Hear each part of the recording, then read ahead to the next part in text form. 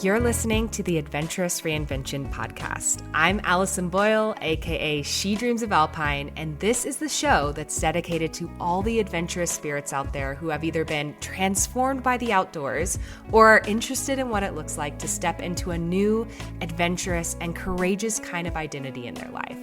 It doesn't matter what your background is in the outdoors, what age you're starting at, or where you grew up.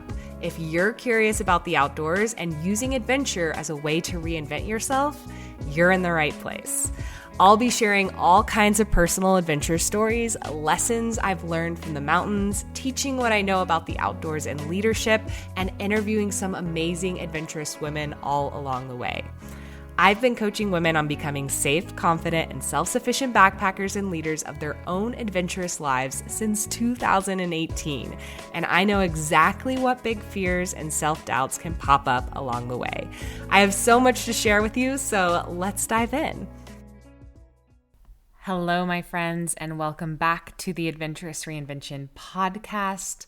Now, today's episode is another conversation with one of my clients. Her name is Nancie, and Nancie was part of our Adventurous Reinvention Experience last year in 2025. And what's really interesting about Nancie's story is she didn't start backpacking until her late 50s. Before that, she had the curiosity, the pull, but she didn't really know and have the roadmap to actually step into it. And like so many women, she found herself wondering, is it too late for me to start doing something like this? I know that is a question I get asked all of the time in my inbox. And I hope that Nancie's story is an example of what is possible for you. And what I love about her story is she didn't wait to feel ready. She started where she was. She actually took her first solo trip feeling scared, not sleeping at night, but she still kept going. And eventually that path led her into our program, the Adventurous Reinvention Experience, where she not only expanded her backpacking skills, but she completely shifted how she saw herself, her confidence, and what she believes she's capable of in this stage of life. And really recently, I have talked to her, and she has actually planned a trip with some of the ladies that she met from that experience to go backpacking in Isle Royale.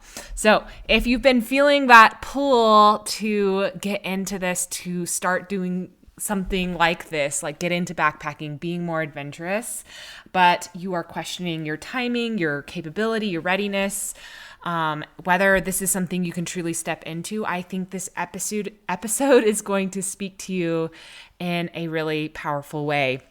And just an announcement before we officially dive into that episode, our Adventurous Reinvention Experience is now enrolling, and so we have just opened it up to our waitlist. So if you want to learn more, you can actually head to shedreamsofalpine.com/ARE.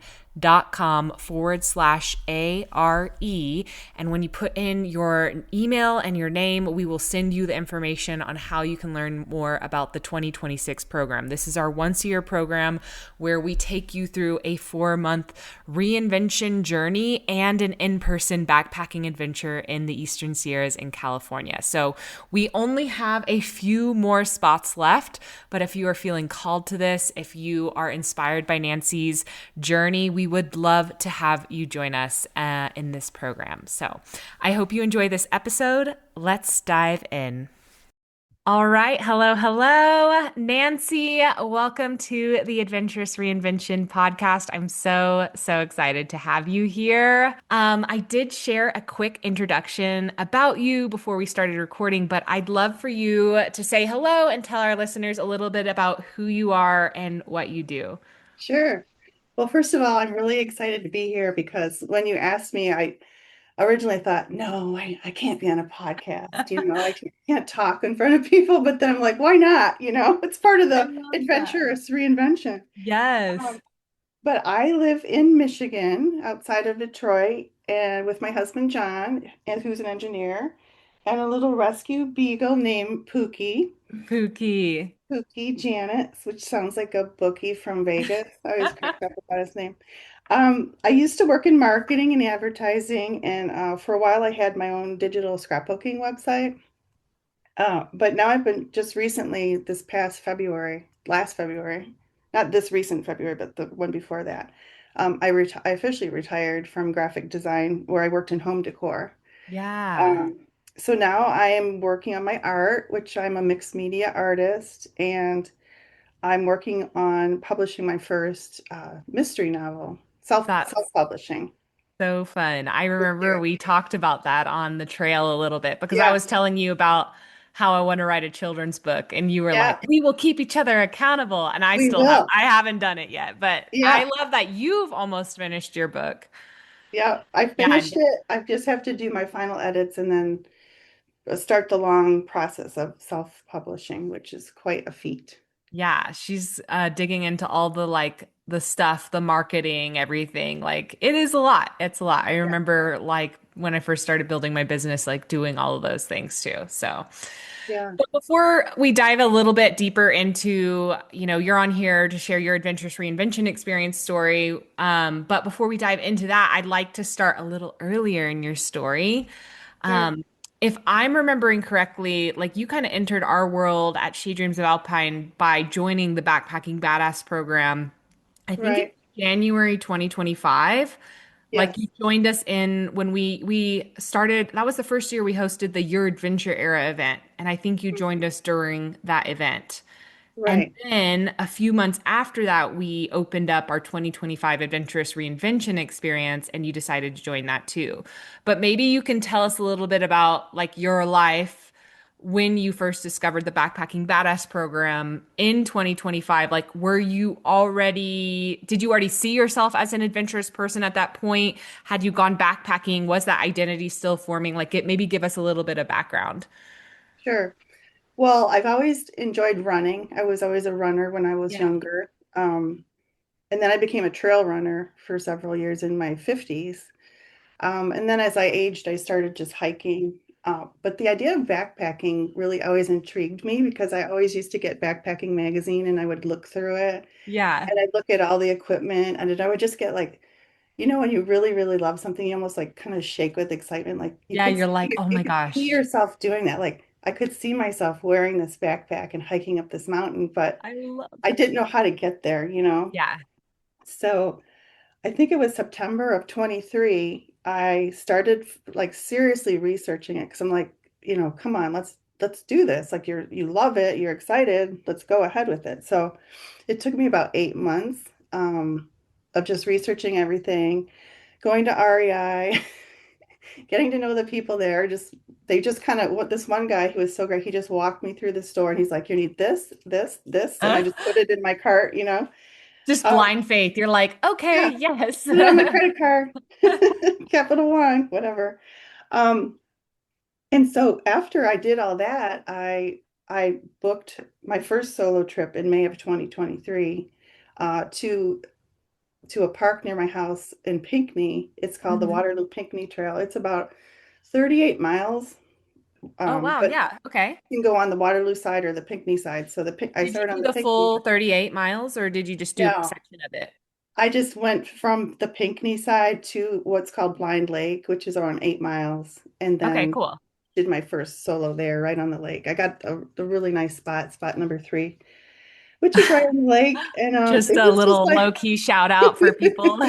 Spot spot number number three. 3. No one knew about it. Everyone thought it was like a beach access, but it's actually like a private campsite. Um, but yeah, so that was my first trip. And I was really scared and nervous, and I kind of felt like sick going out there, but I just said, I've been preparing for 8 months. I'm going to do this. And I did. Yeah. I didn't sleep at all. But, all we have out there are like chipmunks and raccoons and like little Yeah. garter snakes. There's no bears or mountain lions or anything like that. This So, was in 2023, correct? yeah, in Yeah, May. yeah. Mhm. And what did your husband like? What were his thoughts about you going backpacking, or did he have any like specific thoughts, and especially like solo backpacking? Because I know it's really common for women to Yeah. get a lot of feedback from Yeah. their loved ones. He was very supportive. He didn't say very much about it. And Yeah. he's used to me always saying, I'm going to do this and I'm going to do that. And then I never do it. So he Oh, probably just thought like, oh, sure, you're going to go solo backpack. But he saw how serious I was because I was like setting up the tent in the house and like yeah. buying the pack my bags. And one day I'm just like texted him at work and I'm like, okay, well, I'm heading to Pinckney. So see you later. And he's like, okay. I And I love had that it, little Nancy. thread thing, that we used out in Sierra Nevadas. I forgot what you call it. What Where is you the have thing? a little red item where you could Oh, the InReach. in reach. So I Yeah. could contact him because there's no cell service out there. Yeah, great. So I just like said, I'm here at the site, I'm going to bed. I'll see you in the morning and stuff like that. Because to get in and out of there, it's very remote. Like if you freaked out in the middle of the night and had to hike back, it would be really hard because the forest is so dense and you have to hike Yeah. like 5 miles back to the parking lot. So that first trip you didn't sleep, but I'm assuming you liked it because I think you, if I remember correctly from reading your background again, it was like you did 3 solo trips before you came to the Backpacking Yeah. Badass program. So you must have been like, okay, I like this, even though I didn't sleep. Yeah. Or Well, like what I walk me did, through that. I kind of did it like I do my artwork, like I do art, try to do my art every morning. And Yeah. sometimes I'll do the same art over and over and over so I can like Mm, learn more techniques. I So love what that. I did with this trip is I went to that same site for all Yeah. 3 times. This And is then I so was like smart, getting Nancy. so confident, like, hey, look at me, and like these mountain bike guys they stopped me and like, are you out here by yourself? Do you think that's safe? And I'm like, yeah, I don't think there's anything to worry about really, except the chipmunks. Like, That's so like funny. it kind of made me feel like a badass. Like, You are a badass. but it was like just going to the same location every time. And so that's why when I saw your program come up, I'm like, oh, wait a minute, I can go somewhere else, like across the country with other women. I love that. That's Expand my so horizons a little bit. yeah, but I mean, I think that's really smart. I mean, we talk about this a lot in the Backpacking Badass program about like especially with solo trips, if you're particularly nervous, like to pick something like maybe you've been before or it's like it's low stakes. And I like that you repeated it. It's actually funny that you said that. It's not something I've ever suggested to somebody before, but I can see how you can like really build a lot of confidence Yeah, in you're going to the same place. When something's familiar, it becomes less freaky. So each trip you go, you get to like uncover a layer and get more confidence. yeah, And I do the same thing with my climbing, actually. Like sometimes I will go back and climb the same route again and again because my body starts to learn like efficiency and movements better. And so like something that I might have fallen on a few times the first try, like I fall on once the second, and then I figured it out, and then the next time I can like do it without any falls. So it's like right. such a smart thing. I've never thought about Yeah, and applying. you get to know the terrain and Yeah. you like for you, you get to know the rocks and exactly which ones, you need Yeah. to master and stuff. But yeah, that's so true. And I remember the second time I went out, I had to run my dog to the ER and it was getting dark. And I had like so the way the trail works there is you're supposed to go against the mountain bikers, and that's the 8 mile part. But if you Okay. cheat and go with the mountain bikers, it's 4.5 miles. So like I had to Mm. run my dog, he had cancer. I had to take him to the vet. And then I'm like, I just threw everything in my pack. I didn't weigh it, and I just got in the car and I barely made it to the site before it got dark. And I'm like, Mm. yeah, that's pretty badass, I Yeah. was like cooking my dinner in the dark and I had my Kindle and stuff like that. But You're efficient and motivated. I also like most people I feel like would have been like this is too much and I yeah, love that you went out there and it's also probably really great for you're just like if for you're your going through fear. that with your dog, Yeah, like mental health just like resetting as well. yeah. Okay, that's really interesting. I feel like we never really, I mean, we talked about this a little bit on our trips in ARE, but I don't think I got like the full extent of that. So that's really fun to like learn about a little bit more. And it So, was fun, like when I posted it on my social yeah. media, I posted like my where I was making my hot water for my tea and my Kindle. And I said, just made it to the campsite in time, it's dark out. And like a lot of women my age are like, oh my gosh, you're my hero, or like, I can't believe you did that. Yeah, you're being an So it's kind of like example of what's possible.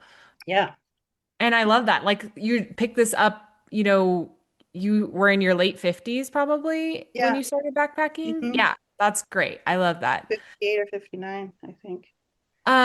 So yeah, that definitely stood out to me, like that you had done 3 solo backpacking trips before you joined us in the program. And you said what drew you to the Backpacking Badass program was like, you're like, oh my gosh, I can go more places and probably learn more skills and expand what you're doing.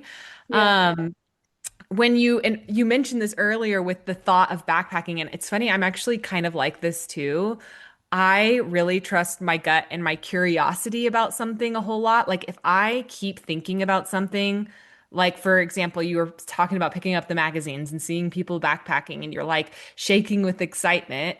That happens to me too. And that's kind of when I know it's something like I should lean into or just give it a shot and like be curious. Like I might have a lot of hesitations and be a little bit nervous too, but something about like me is saying, yes, like try it. Yeah. And It's almost like your higher self is like, you need to do this. yeah, And like there's like you need something to in there. listen to your body when it gets this excited because this is meant for you, you know? Yeah. And I feel like I've not been steered wrong by that gut instinct. And Yeah. even if it's just like sometimes it's not even like you fully get into that hobby, but it leads you to something or it unlocks something in particular that's really interesting. So I thought Yeah. it was interesting you mentioned also when you enrolled in ARE, you were shaking with excitement. So like maybe explain what made you feel excited about that particular opportunity and Yeah. I'm also curious if you had any hesitations before you decided to join us because you were relatively new to my world, I think, at that time. Yeah, I can't remember when I first saw when I first saw the Backpacking Badass, it literally took me like 10 minutes to sign up for that because I'm like, yes, because I really felt like I need to expand my knowledge base and just looking at everything you guys offer, like Yeah. not just with the classes, but the coaching, Yeah. stuff like that. That's what I was missing. And so, yeah, so I signed up for that. And then when I saw the ARE trip to the Sierra Nevadas, that's when I was like, oh my God. Talk about like, the backpacking magazine made me feel one way, but this made me feel like, oh, because I used Yeah. to live in Well, the Sierras are California. epic. Yeah, and You used to what? I lived in San Francisco for Oh, several yeah, years that's right. in my 20s. And I Yes. dreamed of going backpacking, hiking in the Sierra Nevadas. But again, it's the same problem I have now is I couldn't find anyone to come with me, first of Yeah. all. Second of all, I didn't really have the confidence that I have being an older person that I didn't have that confidence in the 20s to do that. Yeah. Isn't And that so quite honestly, interesting? I had no money because Yeah, it's so that's expensive to live out there. yeah, San Francisco is an expensive city to be Yeah. in. So when I saw the program and where you guys were going, um, I texted John and I'm like, can I go on this trip? And he's like, sure. Like he's so like whatever, It sounds chill. he's really cool. He knows I'm a little crazy, but he supports it. But my only hesitation was my father-in-law was very, very ill. He had cancer and he'd been in the hospital. I can't remember when I signed up for the trip, but it was like right when he was getting in the hospital. And Yeah, it was I like think, April when we opened it, and I think okay. you signed up pretty early. So he was kind of in the process of dying at that point. Mm. He died in May, the following May. And so I was like, I remember texting you or emailing you and Kelly, and you're like, don't worry about it. And I had bought the insurance. And I talked to John, and he talked to his sister who lives in Colorado, and they agreed that Judy was going to come out and stay here with John because I didn't want to leave him alone while all this was Yeah. happening. And his mom had dementia, and so we were dealing with all of that and like Yeah. how to handle, we had to handle her care while he was in the Yeah. hospital. So between Judy, John agreeing and Judy coming out, I felt really confident that I was able to go. Yeah. So That's such a big thing, a big piece for a lot of people, like in this stage of life is like caretaking for your parents and stuff yeah, and like navigating that. So I know you're not alone and kind of navigating that with your adventures. I feel like that is one of the bigger things. It's like some of our, clients in their late 30s or 40s are like dealing with navigating schedules with kids. And then like, in the next stage of life, you're navigating caretaking with, parents that are getting older as well. So yeah, I love that you reached out and got support. And, insurance is something we do talk about with everyone. Like, just in case you never know if you are going to have an injury, but also in that instance, it's useful to have that kind of like peace of mind. yeah, for So, sure. And Going with you guys to the Sierra Nevadas was my only trip that year Yeah. because of everything that was going on. Yeah. So I went Well, big. have you had you ever well, I know that you lived in SF, but when you lived in SF, did you ever get to go to the Sierras at all? No, Like I or think Yosemite or I anything? think I went to Yosemite once, but we didn't camp. We just hiked for a little bit. Yeah. And then I used to hike more in like Marin and Point Reyes and stuff like Yeah, that. yeah, it's closer. So Yeah. what did you think? Like, did it meet the hype and expectation of what you were like Oh hoping my to God. Oh experience my in the God. Sierra Nevadas? I feel like it's still like I feel like I dreamt it or something. Like it Yeah. wasn't real. Like I know I have the pictures, so I know I was there. But like when I was preparing, I think I told you guys this on the trail, but I literally felt like I was an astronaut, like preparing to go to the moon because we did all that training. We were training with our Yes. packs. We were buying all the equipment and setting up and doing like redundancy checks and Yeah. like packing and unpacking and weighing our packs and then Yes. oh it's too heavy and then talking about how we can get, and then sharing like how can we make our packs lighter. And it was just like between the training, the coaching, and then finally going out there, I literally felt like I would say this is probably one of the hardest things I've ever done, but the most rewarding, along with like my Yeah. yoga teacher training and Yeah. having my daughter. I would say Oh, like, those are like three big events in my life. I love that. Like one thing that stands out to me that I remember about you, Nancy, is like you were just like even in the hard moments, you were just like always smiling. It just felt like you had this attitude of like, I'm just so excited and happy to be here. Yeah. And I really valued that. I was just like, Oh, Nancy is just so positive and is just like, heck yeah, I'm out here, even though it's hard. Like, yeah. what are your thoughts on that? Like, what was your experience kind of like in those moments, that hard moments on the trail? Yeah. So, I think I talked about my yoga that I Yeah. do yoga and in yoga, especially like when we hold our poses for a particularly Oh, long time, or we're yes. doing something really hard and athletic like a flow, you just want to give up and like Yeah. go like leave the room. And a lot of people do. They just roll their mats up and they leave. But my teacher always says the mind wants to give up before the body does. Yes. It's But the so body true. is capable of so much. And Yeah. so like even being out there and being in pain, because I had arthritis and I had that weird thing with my leg that was swelling Yeah. up from when I had my fall. It was just like, oh my gosh, I am able to do this. Not like, oh, it's not something I have to do. Like I chose it. I trained for Yeah. It's like a I challenge of your can do this. choosing. Yeah, Yeah. it's a gift that I'm able to be out here. And even though it was challenging, it was hard, it was so enjoyable too, like sitting around the fire with you guys and laughing and Yeah. sharing our food recipes, which I think that was like one Yeah. of the things I really enjoyed is a lot of people made their own food and I brought my sad little prepackaged meals that I hated. But then we had to carry everything out, so I had to like eat it anyway because I didn't want to carry it my bare Yeah. That's the one carrying out. downside of hydrating food you don't like. You're like, Yeah. well, I need to eat this still. And then I was giving it to Vanessa, and she's like, "I'll take that half of the pasta." I'm like, "Great," because I can't stomach it. For some reason, it never got soft. I like left it in the pack for Mm, like 20 minutes and it never got soft. But it was yeah. so much fun, like watching what you were eating and like the girls like that made their own food Yeah. from Aaron's site. And then Sonia, she was Yeah. she was like so cool. She Yeah. just carried Sonia's like a whole awesome. zucchini in her pack and just like boiled water and was like slicing it in her Yeah. Sonia water. goes very fresh foods with hers. I She love pulled it. out like an apple. And I'm like, Like a wait, whole you could have baguette or brought an something. apple. It doesn't have to be dehydrated. I mean, it's a little bit heavier, but Yeah. there's a lot of options. Hmm. Yeah, I love that. I mean, like it's so true. It's just, one thing I'm always having to remind myself, I'm like, no, I like wanted this.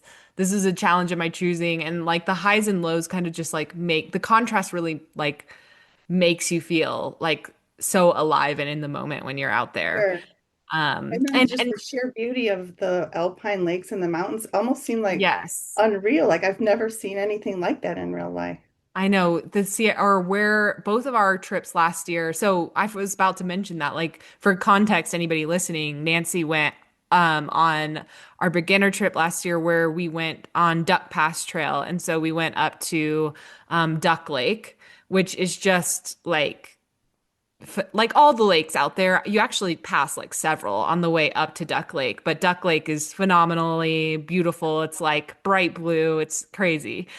Yeah. So it's stunning. I'm glad that was your first like deeper backcountry experience in the Sierras because that's a like a really epic and beautiful spot. Though It was epic I for like them sure. all. Yeah, So for yeah. sure. It was epic. The Um only thing I wasn't like super comfortable with, which you already know because I talked about it the whole trip, was yeah. pooping in the Oh yeah. ground. I never quite got used to that. Yeah, I mean, that's never like my favorite part either. I mean, sometimes I'm just like, the part that I don't like is just navigating to find a spot. Like, that's the part I find most Yeah, annoying. But right. yes, it can't all be amazing, though your view is great Yeah, when you're doing that. right. That's what I Pooping always with try the to view. remind myself of. I remember being on this like side of a mountain in Mount Rainier, and I really had to go to the bathroom. And I was like, well, this is very weird, but also look at this view. Like it's great. I don't get that view of my toilet at No, home. you definitely do not. And the fresh air is kind of nice and Yeah. it keeps things And I fun. was surprised, like, we never ran into one another. Like, we had such a big group, but like Yeah. when everybody went to do their business, I never saw anybody. Well, I think we all of us ladies do a good job being very like mindful of like where somebody has run off to. Yeah. It's So, funny. okay, let's jump into kind of like some of your ARE, like Adventurous Reinvention Experience goals. And one thing that came up from your intake form when you joined us was resilience and learning through having like direct experience. So I remember that you wrote that you often feel hesitant before trying something new, but you like to go for it anyways. Like we're hearing that in your story already. Like you're like, okay, I want to do it if you have that excitement, but you go for it anyways because you learn best by doing and you learn best by having direct experience. Mhm. And you're kind of like me, you also love a good challenge. So Yeah. maybe you can tell us a little bit more about that. Did the structure of the Backpacking Badass program and ARE support kind of your learn by doing approach? Like also thinking back to your prior three backpacking trip experiences that you've done solo, did that help you like expand like what you felt like you could do and in different places? Because we kind of talked about like, oh, I can do this in different places. Maybe you Right. can tell us a little bit more about that.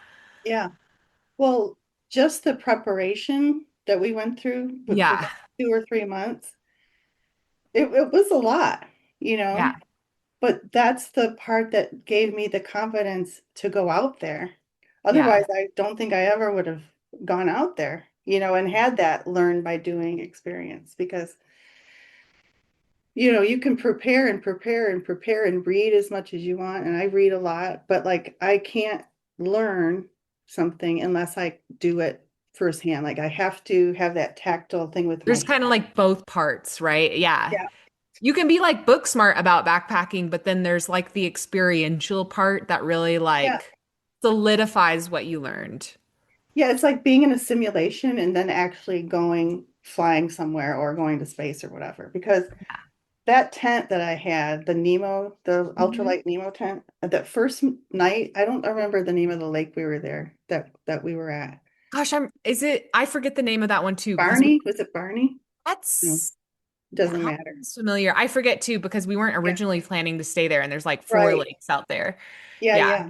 Whatever that first night. Well, I had set that tent up in my backyard 2 or 3 times and even once in my living room.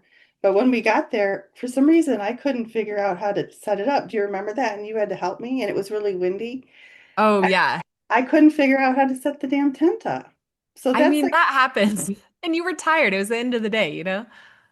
but I had done it the night before at the campsite. Yeah. So I don't know, but just being there and learning, well, then the next night, it just went really fast. I popped it up. Had the rocks, because Yeah. it was so rocky, we couldn't put our stakes in. And Yeah, and that's a unique thing about the Sierras too, is like you might be used to like camping in places where you like put tent stakes in. And Yeah, sometimes in the Eastern Sierras, it's so rocky and there's so much granite that you really can't do that. And you have to use more rocks and more guy lines to yeah. like secure your tent. So I know a lot of people were kind of learning that too. So subtle things like that, but like even cooking and lighting, and I had my little cooking stove with the thing, and then we got out there and it wasn't working. Yeah. So, you guys showed me how to use the lighter, which I was afraid Yeah. to do. And just some stuff like that. I would never learn that just taking a course online or Yeah. even setting it up in my house. And, I did try my stove at home and it worked, but then we Yeah. got out there and it didn't work. So Yeah, things it's like tricky that. with those self-igniter starters. Like sometimes at altitude or in different environments, they like just don't want to work, which is why we always like recommend also having a lighter just in Yeah. case. Yeah. And I didn't But have a lighter, but well, all the you other were with ladies like had. a tw I 12 know. other women, so we had plenty among us.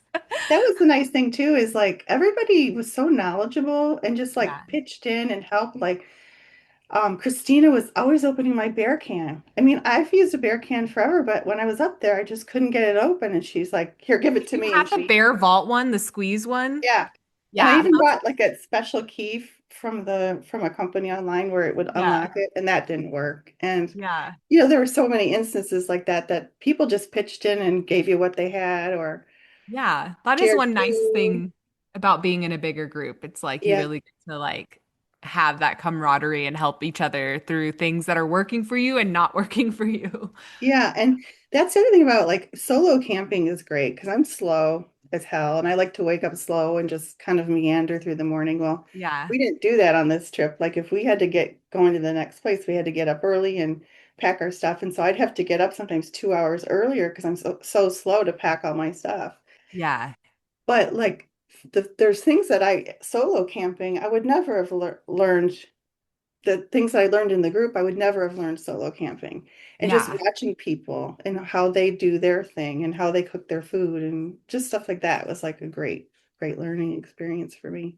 Yeah, and it's like that's interesting that you mentioned that because I think efficiency in the morning is something that a lot of people don't learn at first, but it is an important skill if you ever want to get to the place where you're doing like bigger trips, maybe like multiple nights where you might have to stick to a schedule a little bit better, or even if you were not doing a huge trip, but you needed to be someplace by a certain time, like I'm thinking maybe in Colorado, and you wanted to get over a pass before like thunderstorms typically rolled in. And so you Yeah, might have to have that discipline of like, okay, I wake up early. And I'm thinking of me and Meg when we go to the desert, a lot of times we're waking up very early to do our big hiking in the morning before it gets hot. it's too hot. Yeah, There's a lot of little different scenarios. And I think like camp setup and take down efficiency is like a skill actually that people don't think about learning. It's like, oh, okay, how can I do this most efficiently to take my setup down and like eat food? And like that's something we always try to incorporate in these trips too, because a yeah, lot of y'all have aspirations to do like more things or maybe bigger things or just variety of different types of trips. yeah. So, yeah. And also, we talk about like you talked a lot on the trip about pivoting. Like we had to pivot our Yes. plan because things didn't work out as we thought. And it was just fine because you're like, okay, we're going to do this instead of that. Yeah. That's the same thing that happens like when you're on this trip, like, okay, I can't eat breakfast because I'm not packed yet and I don't want to hold the whole group up. So I'm going to Yeah. grab a bar and eat it on my way or something. Like you have to kind of think on your feet and Yeah. change things quickly. And Yeah. especially as a person that's older, I find that really helpful for my mental growth and my brain health and stuff like that is The just to be able being to able to do that. pivot. Yeah, Yeah. because when people get older, they get really stuck in their ways and they Yeah. can't figure out how to even just do a small change at home, Yeah. let alone something like that. So that's Yeah, what I think another reason I really enjoy exercising that. that pivot muscle is like super key. I mean, I don't even think this is necessarily for someone older, but I see what you're saying. Like, you kind of get even more and more set in your ways. But even like in your 30s, if you're just so used to like doing the same routines over and over again, what I'm thinking about specifically is like, this is where, fear can really get overwhelming and you like find it hard to like get out of your comfort zone because you're not practicing it. It's kind of the Right. same with the pivoting skill. And so like the Yeah. more we can and backpacking is all about pivoting because we have our best plan and then there's the reality, and especially with a group.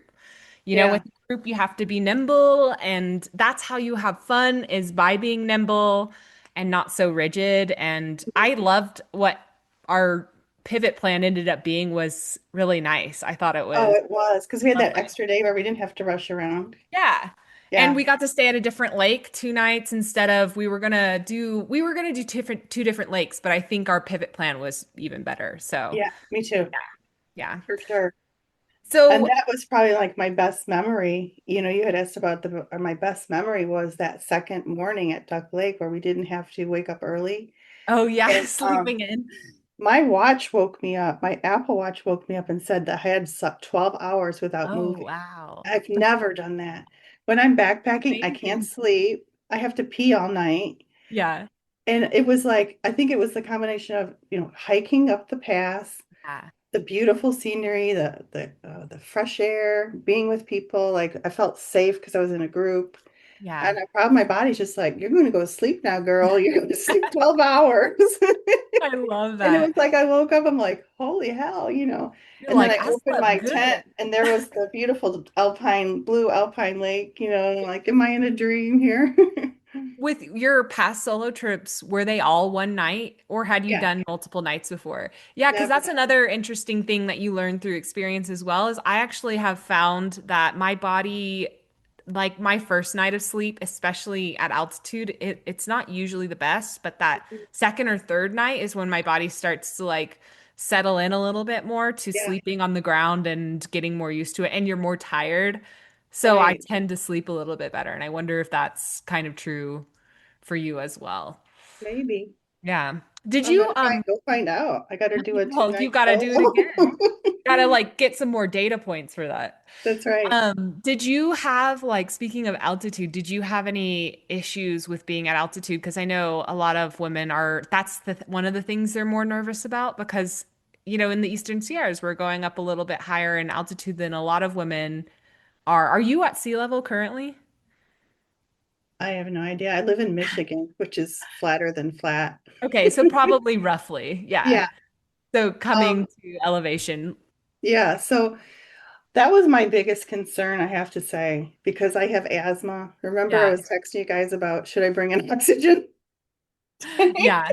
or something? And Kelly's like, no.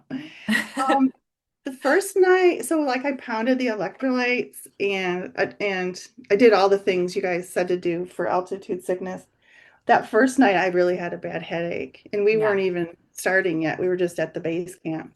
Yeah. And So I'm that's like, one reason we have that night too, is so y'all can acclimate. acclimate, yeah. Yeah. And I was like, if I don't feel good in the morning, I'm probably not going to go because my head felt like I Mm, was going to have a aneurysm or something. mm, And I just pounded the electrolytes, and the next morning I woke up and I felt great, and I didn't yeah. have any issues at all. Yeah, Yeah. That's good. I mean, yeah, that's very common. Like, and we stayed that first night at Mammoth, and I think Mammoth's around 9,000 feet. So, I hmm, mean, it's normal to feel something going from sea level to 9,000 feet.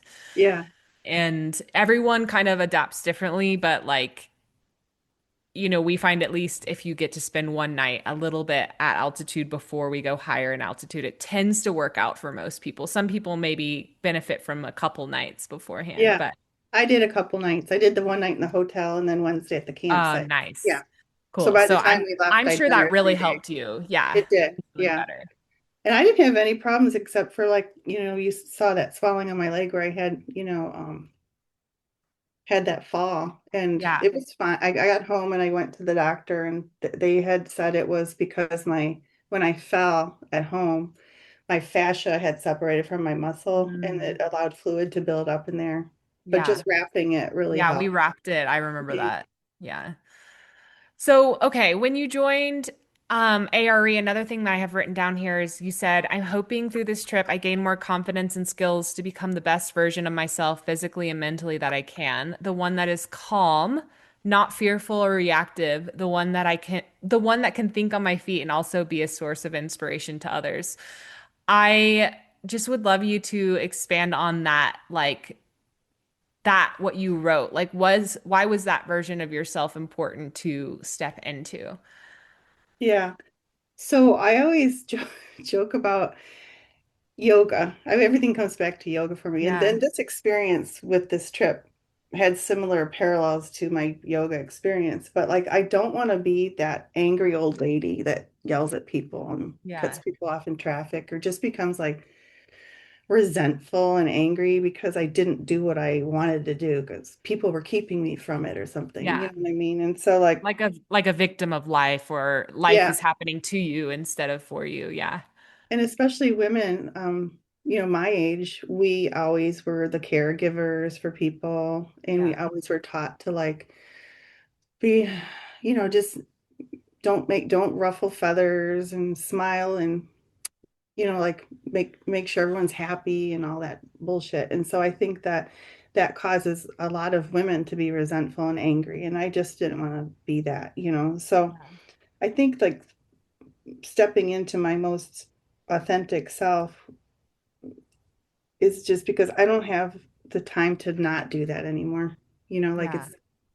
it's coming like I'm coming into that fourth quarter of my life and I just don't have time for the bullshit and I Yeah.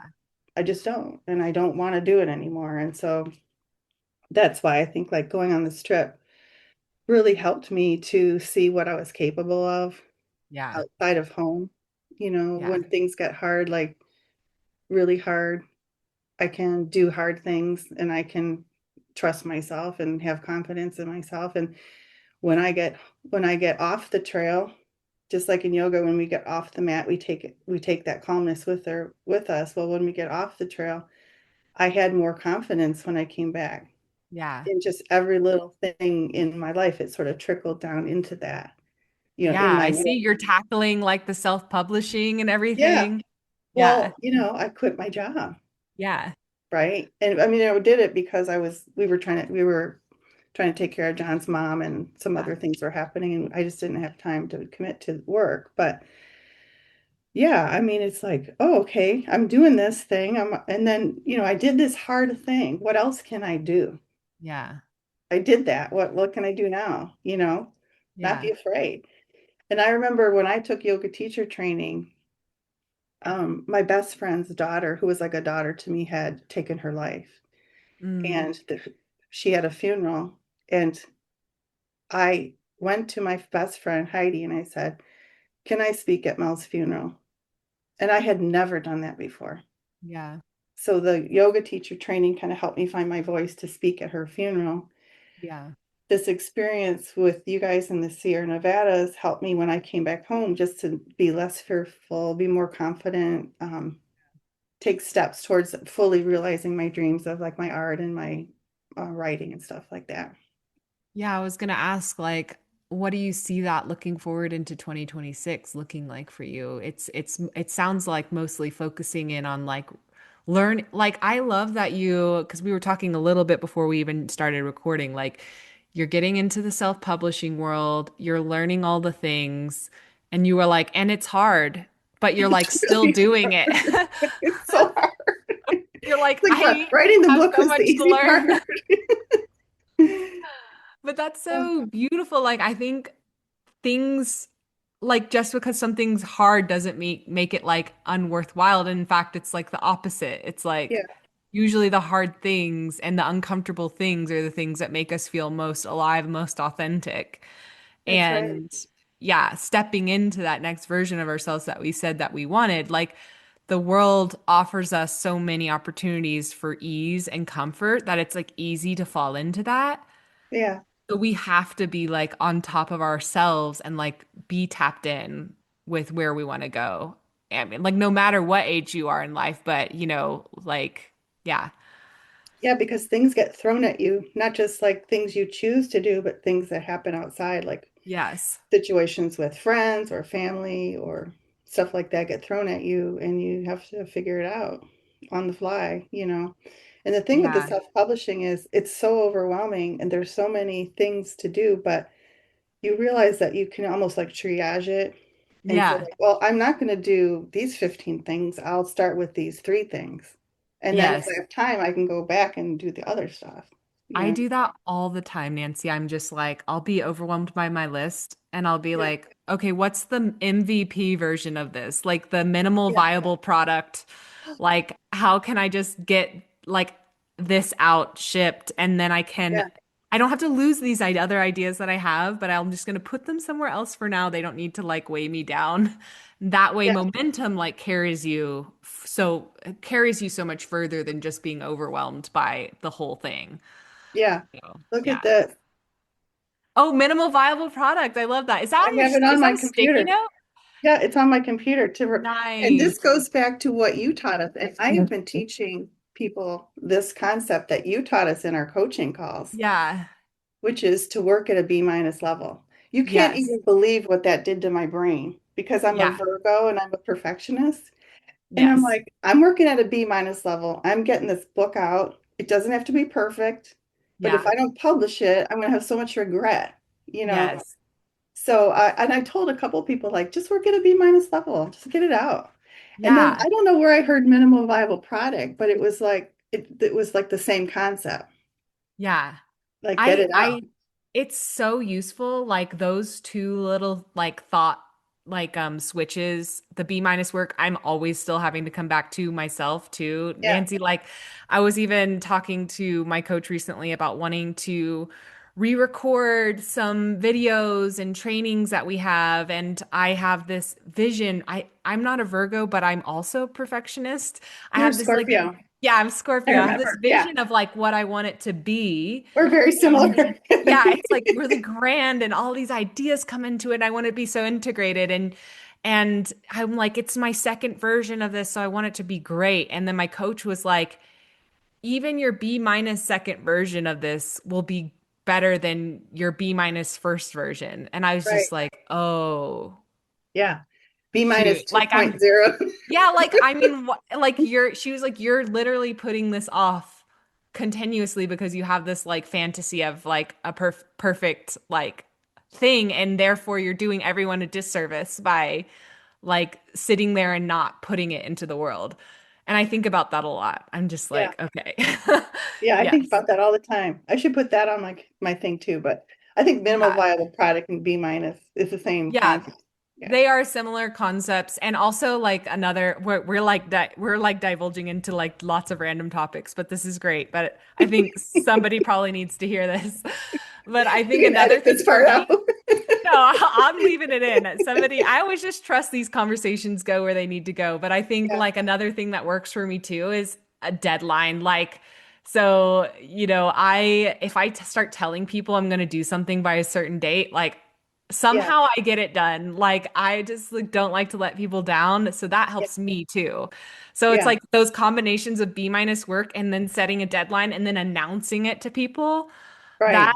in combo gets me to like move forward really For well. sure. I'm the same way. And like my boss figured that out right away because I think I've not been diagnosed, but I think I might have ADHD. Yeah. So she's like, wow, she goes, you work really good under pressure. I'm like, I don't know why, but I do. It's the Yeah, way my same. brain works. Like My one thing brain is like, I need can't let deadlines. people down. Yeah. I told the people it's coming this date. Yes. And my daughter, who's also a Virgo, we're so much alike. Like we'll wait till like the night before to do something, and it'll be like our best work ever. Yeah, exactly. Like sometimes you just have to trust that that's the process and the creative process. And I mean, I have been like trying to this reminded we'll circle it back to ARE and being intentional, but like I one thing I've been practicing recently is like being really in integrity with my schedule and what I say I want to create in the world in a different, like in a next level version of this sort of B minus concept. And I've been really calendaring very specifically Yeah. and like seeing how I follow through and then if not why like trying to pay attention to my thoughts or like what's happening or what I'm doing to diverge or where I'm being a perfectionist. I'm just trying to like pay attention to that more right now. But one thing in this process that I'm doing and making sure of is like and what we were talking about just a little bit earlier is I make sure like everyone will put things on your schedule that are more important. Things will always come up in your life that seem important. And I'm always calendaring the things that bring me joy that are like non-negotiables for my life first. So I'm like, okay, I'm putting that on the calendar first, and then this like creative work that I'm doing kind of fits in between there. Yeah, And that way I'm trying to like not have regret or resentment around my schedule because we'll always, literally always be busy and right. things will take up our time no matter what. So, Yeah, and you have to yeah. focus on, and that was part of the other thing that, tying it back to the training is like, I think we're talking about like Yeah. older folks doing this kind of work, doing this kind of like training and this experience. And it could just comes down to you learn to filter through what is bullshit and what other people are putting on you and what Yeah. you want from your life because we don't want to have regrets, right? Yes. And it's not a selfish thing. It's just setting boundaries with people on your time and saying like, Yes. I can't do that for you anymore because I am doing my training. Yes. I have to do that sometimes with my family members. It's like I can't do that with you today or even my friends because I have to go on a 3-hour hike, Yeah. to train for Exactly. this hike that I'm doing in April. And it's like, sorry, but Yeah. And and I so think you in the learn to end, kind of people end up prioritize. valuing that. They like admire it. They're like, wow, okay, she's like taking this seriously. Like this is important to her. Yeah, and that's another part of trusting yourself is when you do stuff that you say you're going to do. Because Yes. most of my life, I'd be like, oh, I'm going to do blah, blah, blah. And then I don't do it. And it's like, you Yeah. kind of lose like faith in yourself a little bit. But if you say, I'm going to go on this 3-hour hike today, and you go and do it, and you do that again the next weekend and the next weekend, then you're like, oh, yeah, and then Yeah. you start to feel like I do what I say I'm going to do. Yes. And Maybe that's not like a whole 100% of the identity. time. It seems like such a small thing, but it's actually a huge identity shift is like honoring your own word. And that could be like, in the Adventurous Reinvention Experience, like all kinds of people come into this program to learn or like step into a new identity or even just like take their outdoor mentorship to a next level. But that could be its own reinvention in itself too. It's just being like, I signed up for this experience. I'm going to show up fully for the Yeah, experience is like a showing up to something that's important to you, honoring your word, honoring your desires, that initial excitement that you have, like that's huge. That's something you can take with you beyond the experience. for So, sure. Yeah, and I had that same experience training. yeah. There weren't perfect weeks where I trained, but like I would say I did 80, 75 to 80% of the training. So by the time I flew in and met you guys at that campsite, I was like, I was scared. I was nervous. Yeah, I was excited and scared and nervous and all that Yeah, stuff. normal. But I felt like I was prepared, Yeah. Yeah. so at least I had that. Yeah. I love that. So, And we kind of like talked about this a little bit, but I wanted to make a note about this. So you joined ARE shortly after turning 60, and I know yeah, a lot of women listening, and I know a lot of people in my audience, like we often get emails asking, am I too old to start doing something like backpacking? And it's always, I think they probably think it's cute to hear it from me because I'm, still in my late 30s. But I you're a think baby. it's useful to hear it from somebody who has started backpacking later in life, who started in your late 50s. So, what has your experience been starting or deepening your backpacking journey at this stage of life? I would say, you mean as far as like physically or Just mentally? anything Either. like that you might have, any thoughts that you might have around this? Like, and maybe you don't have a ton. Maybe we kind of did talk about it. You were just like, I don't want to like keep putting this off. Um, and Yeah. also physically, I know people have questions around that too. What has that been like for you? Yeah. So like mentally, like I said before, I just thought that my time is limited and I didn't want to be afraid of things anymore, if that makes Yeah. sense. And um I talked about my father-in-law a lot passing away and watching him pass and being a part of that while it was really, really sad and we miss him very much. It kind of like freed something up in me to be not afraid anymore because in the end, like none of us are gonna get out of here alive. Right. Yeah. So I think as we age, we kind of realize that, and then we're not afraid. And like I Yeah. said earlier, we're kind of done with all the bullshit of everyone imposing time on us and stuff like that. So I think Yeah. from a mental standpoint, um, older women, and I talked to you a little bit about this when we were in the parking lot after the hike, is Yeah. I really feel like there's a market for women like me because we're now in this stage of our life where we're retired. We may have lost a spouse. We may have gotten out of a toxic relationship, of Yeah. divorced. We could have had a bad loss, like a child or something. Yeah. And to be honest, like when our children move away and become adults, we feel a little bit lost. I know I did. And That's a just, huge transition, like life transition. yeah.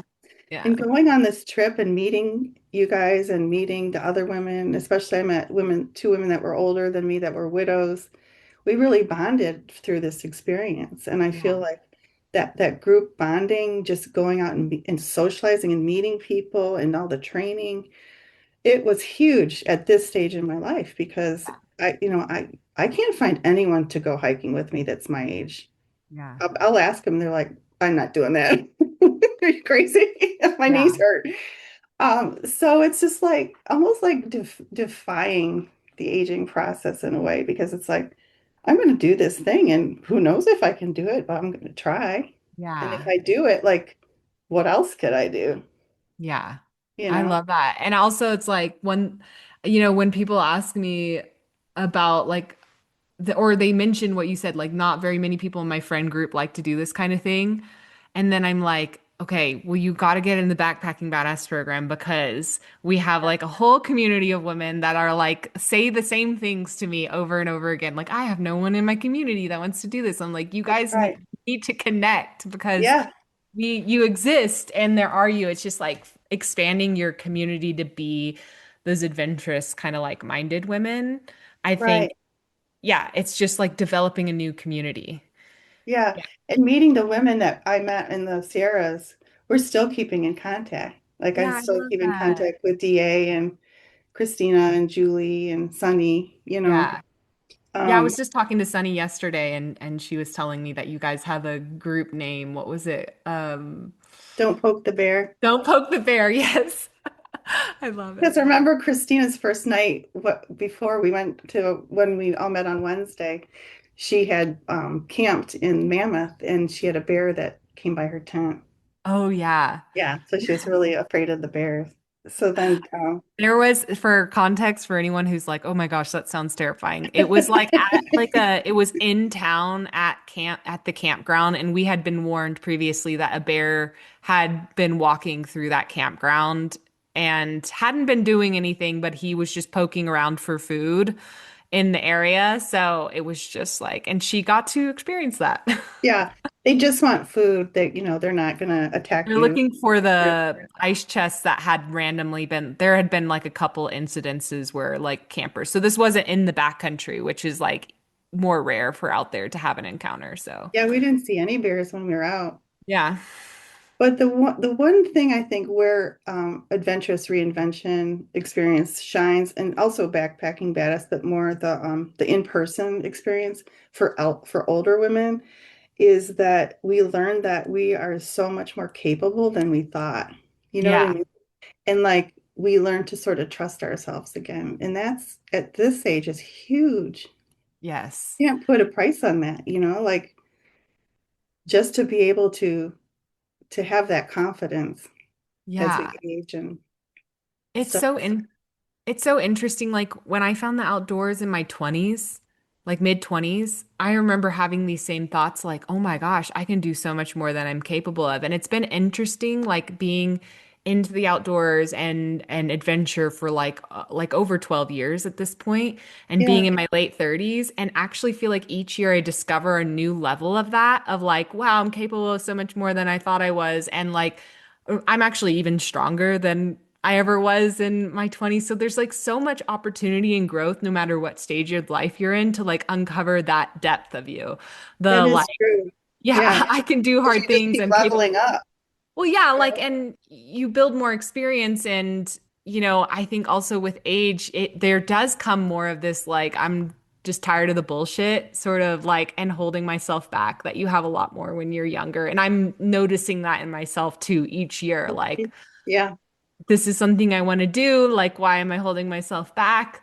Like, why not just try it? Like, I think is such a good mentality to Yeah, have. that's it. Just try it. Just, that Rumi quote, I think it's Oh, like, go where you fear to go. no, it's Oh, something that's one like, that I have written down. that's a good, he has a lot of good quotes. I think it's like, start walking the path and the path will appear or something like that. Yeah, Yeah. Or that's start so true. walking down the road and the road will appear. Yeah. Yeah. So you don't have to have the whole thing. That's a big piece of like, we haven't talked about it as much about like the reinvention coaching part of the program, but that's actually a huge part of that is a lot of times we want to reinvent a side of ourselves or like an identity or maybe a part, an aspect of our life, or we want to try something we've always wanted to try that we just haven't been brave enough to try. And so often where we get hung up is that we can't see the end result. We're like, I don't know how I get there. I don't know how I achieve that thing or what that journey or that path looks like. And that's literally like we have to just trust that it will unfold Yes. as we go. Or Yeah. it may not unfold, even it may unfold better than you imagined. Like I have a friend going through a separation right now and it's tough and with their partner. And I was telling them, I was like, listen, I know that it's hard to believe it, but this will work out in some way. And it could actually, you may get to the end of this and it's better than you could have imagined. And just like Sure. leave space for that possibility? Yeah. Yeah. So I love Yeah. that. Um, okay, let's jump into a little bit more about the ARE experience. We talked a little bit more about this, but I kind of want to dig in deeper about the backpacking trips a little bit more. So we had 24 women in our program last summer, and then we had two trips. So each of the trips was like 12 groups of 12 women. So what was your experience of like meeting? Did you attended some of our calls live throughout the summer? So you got to Yeah. meet some of the women ahead of time, but then it's still like meeting a bunch of strangers from the internet for the first time. What was that like for you? So, at first it's just sort of like, a little awkward being on a Zoom call with people you don't Yeah. know.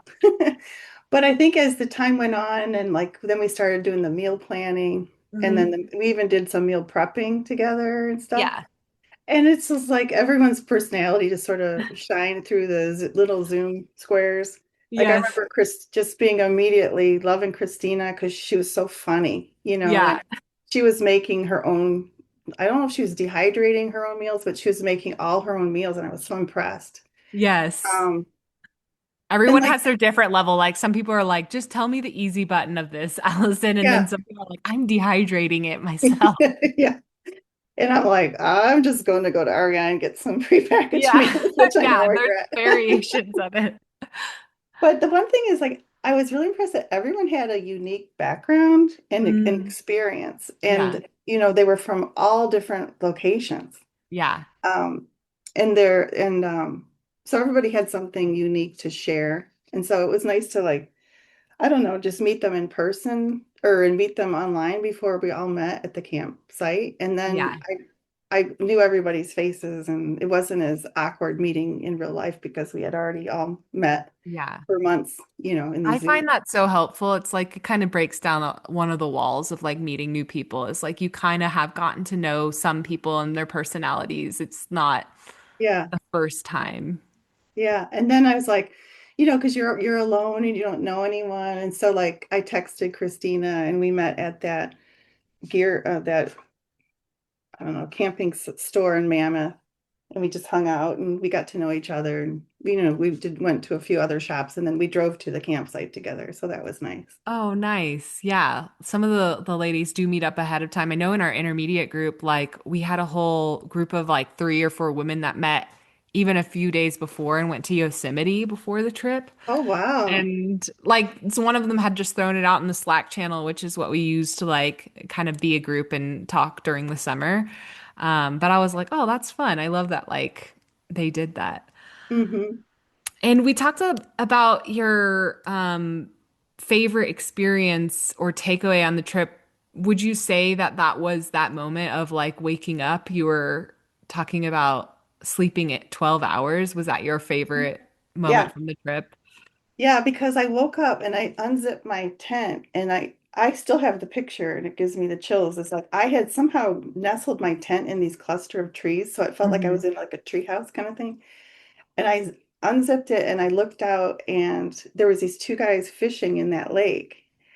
And it was so beautiful in the morning and the lake was so blue and the trees. So I took a picture of it. When I got home, I don't know, this is sort of woo-woo. I don't know if you guys believe in this stuff, No, but go I for it. I love it. saw a little orb right outside my Oh, tent. And I had said I felt like in my the father, picture? Mhm. I Yeah. felt like my father-in-law was with me the whole time. Yeah. Um, That's and that he would really beautiful. get a kick out of that because he was very adventurous. He really loved hearing about my camping and backpacking and hiking stuff, but also Yeah. like he in his 70s, I think he was 70, he flew to Alaska and in the winter to bear hunt. Oh, wow. Yeah. Yeah. So So he does sound like a very adventurous person. So maybe you yeah, got a little bit about your adventurous spirit from him. I think he would really have gotten a kick out of me being there. And I did feel like he was there. So that was like my favorite experience from the Yeah. trip. And so sometimes when I'm home and things are getting difficult, Yeah. it's really weird. My mind all of a sudden that scene will pop into my mind of not even just that scene of that morning, but like the mountains and going up and down the pass and the lake Hmm. and stuff like that. I love that. I love that Yeah. you're able to tap into that again. Like Mhm. that's such a powerful thing to be able to do. Did you, that was like our, so that was like our leading into our rest day. Which, well, we did like a base camp day where we Yeah. didn't do any major hiking. Like we just kind of hiked around the area. There were like a couple lakes you could explore. Did you, I can't remember, did you do the alpine dip with me and like a few other I girls? I was ready to do it, and then I don't know why I didn't do it. But I remember you guys went all the way around to where you We had been kind of all before on got that tree. separated a little bit for a Yeah, while. Yeah, I don't know what happened why I didn't go, but that's maybe okay. because it was too Next time. cold or something. But I mean, it was very cold. that would have been I would have really enjoyed that. It Yeah. wasn't that warm. Like I think at night it was only like 34 or something like that. We had But pretty good weather though. Like I feel like in general our group got like fantastic weather because it could have been yeah, really hot. Yeah, yeah, at night it can get pretty cold in the mountains at night, but I think during the day we had like pretty optimal like yeah. eastern. During the day it was warmer. Yeah, that was fun. So the program is called the Adventurous Reinvention Experience for a reason. We probably talked about aspects of this, but is there anything else you want to touch on that the reinvention work brought up for you personally? Um, and that's kind of like carrying you into this next chapter. Yeah. Well, like I said before, going through this, the question in my mind now is like, what else am I capable of? Yeah. So, um, so I'm thinking of doing a 2 night trip to Manistee River Trail, Oh, maybe fun. in June or I know July. Kelly has done it. Yeah. Yeah, because I live in Michigan and it's not too far from me. And then every year I've been doing this hike called the Crucible, which is near my Yeah. house, which is a 22-mile endurance hike. And so that's what I'm training for right now. And Nice. And like do it in a day?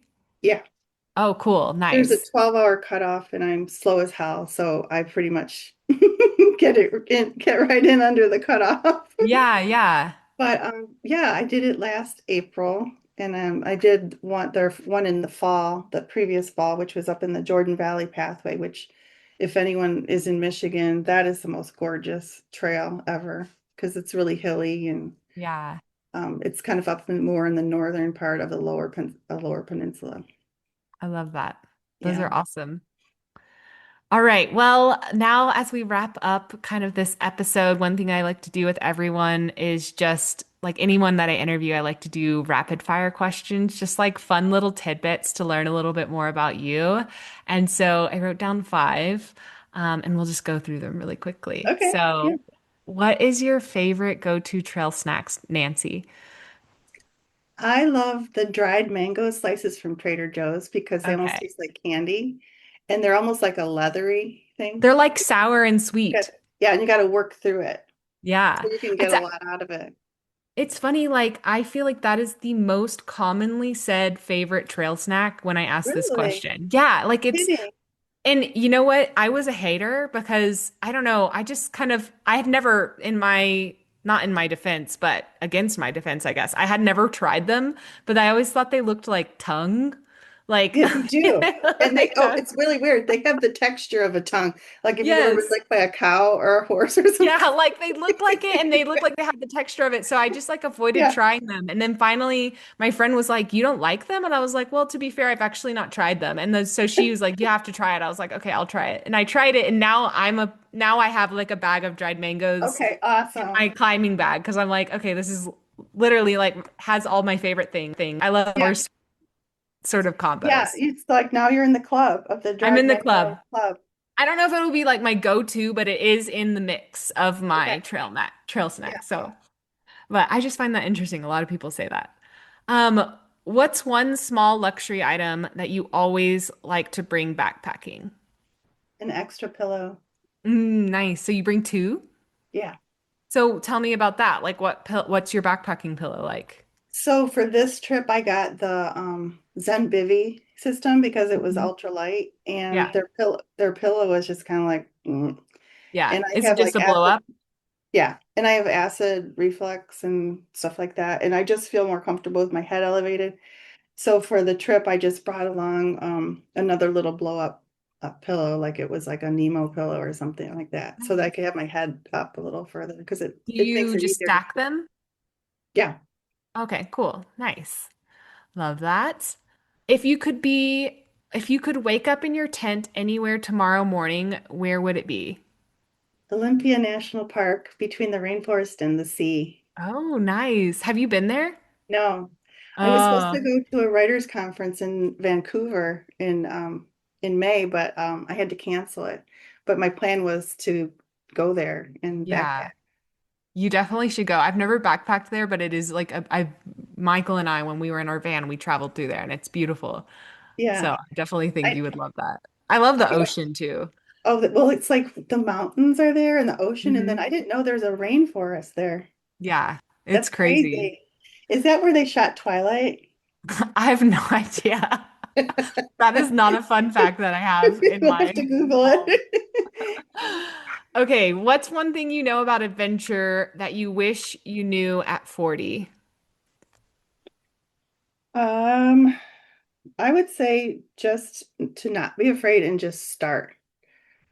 And just know that no matter what happens, everything always ends up working out. I love that.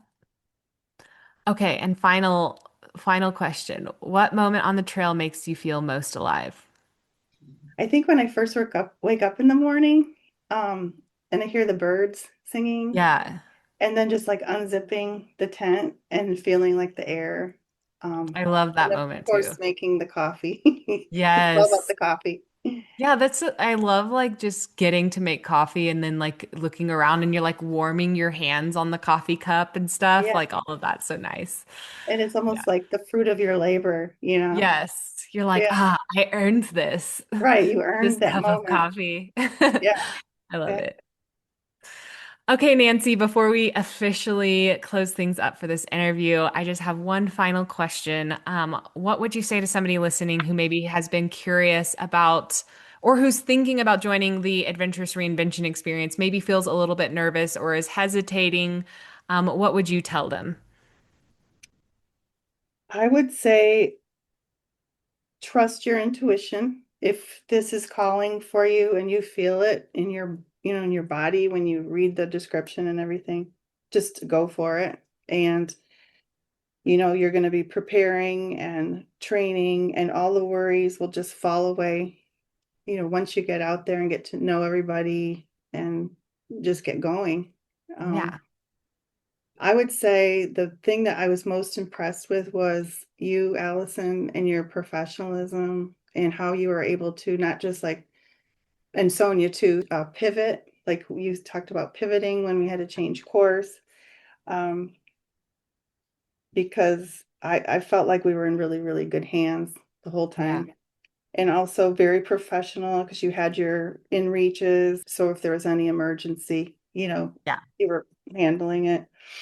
Um, but also just your patience with everyone's capabilities and limitations, and all the other participants' patience with everyone else. I mean, that was just such a great group of women. Yeah. There Everyone wasn't a was amazing. there wasn't a bad one in the bunch. Everyone was Yeah. looking out for each other and supporting each other. And And we've hosted this experience. This year will be our fourth year, coming into the fourth year, but last year was our third year. And I feel like, I don't know, we just maybe because we're also aligned on like the growth mindset and like wanting to be there and grow just internally and externally, like it brings a certain type of woman who's looking for that yeah, we do tend to like be really a supportive group. So I have really enjoyed seeing that in everyone too as well. yeah. So And one thing that was a pleasant surprise for me, I didn't realize when I signed up, was your coaching calls,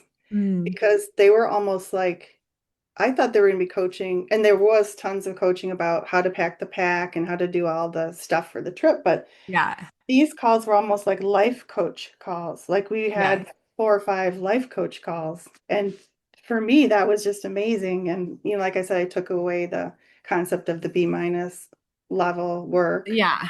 and stuff like that. But there were so many other tidbits in there that I think, I would say, like, you could just sell that as an online class, separate Yeah. from the ARE thing. But that the fact that it's a part of it was like a really pleasant surprise bonus.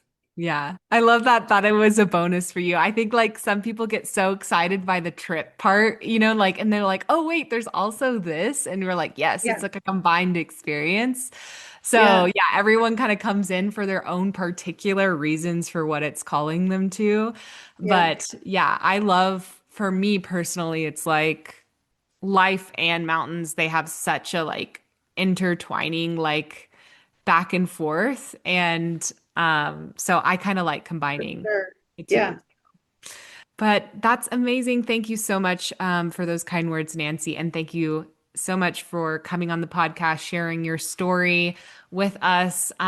If people want to reach out and connect with you, and I know that you're like working on a book, and maybe you want to like, if people are very into that genre of book and they're like interested to hear more, where can they best like reach you or connect with you? How could they best do that? Yeah. So my website is nancierowejanitz.com, which is NancieRowejanitz. I will also link it in the show notes, by the way. Okay, thank you. And then I'm also on Instagram as Nancie Rowe Janitz. Love So it. those are two the probably the best ways to reach out to me. Yeah, Would love that. definitely. What did you say your book is the genre? It's Yeah, fiction? so it's a ghost mystery. Okay. It's We I'm talked about calling this. I remember a little. Yeah, I'm calling it a Great Lakes ghost mystery because I'm hoping for it to be a series, and then each one will take place on the Great Lakes or in the Mm, Great Lakes area with a ghost that would need help. So this one in particular was based on when we used to go camping. We had an RV when Ellie was little, and we used to go up to Lake Huron, to this campsite, and across the campsite was this tiny little village called Forester.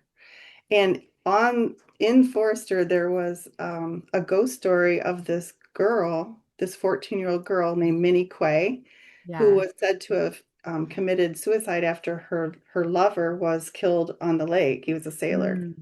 and that she'd apparently roamed the shores of Lake Huron looking for other women to join her in the icy depths of the lake. Ah, So as we were camping up there, I was like, "Oh, that would be a cool story." And then I started thinking about like the prohibition, in Michigan, and I think they were getting whiskey from Canada, yeah. like all that stuff. And so it kind of goes back and forth between current time and 1920s prohibition.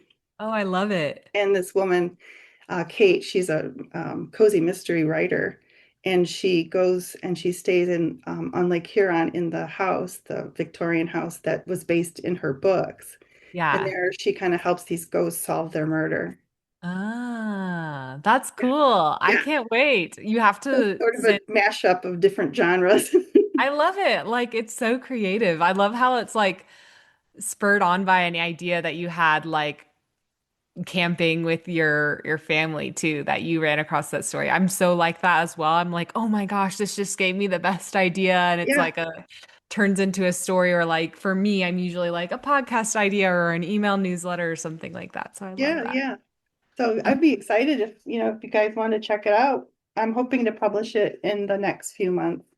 Love it. Yes, so definitely you can get on Nancie's email list by going to her website. Again, I'll link it in the show notes. But thank you so much again, Nancie. It Thank was you. so I, great having you on here. I really enjoyed it. It was so fun. I feel like we were down memory lane I and right back in know. the Duck Lake.